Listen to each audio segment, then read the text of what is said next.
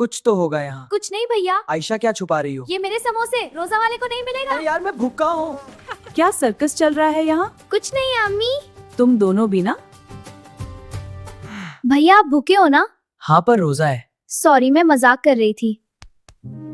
आपने सुबह से कुछ नहीं खाया और मैं आपके सामने खा रही, ये गलत है ना? अरे आयशा तू छोटी है। नहीं, मुझे भी रोजा रखना चाहिए था। कितना प्यार है तुम दोनों में। आयशा तेरी गिल्ट और फरहान तेरा सब्र दोनों अल्लाह को पसंद। रमजान सिर्फ भूख प्यास नहीं, फरहान तूने आयशा को समझाया प्यार से, ये है असली रोजा। रमजान सिर्फ भूख प्यास नहीं, एक दूसरे का ख्याल रखना, ये है असली रोजा, दिल का रोजा। अगली साल पूरा रोजा रखूंगी और कुरान भी पढ़ूंगी ज्यादा। मैं भी ज्यादा सब्र करूंगा, बस यही चाहिए।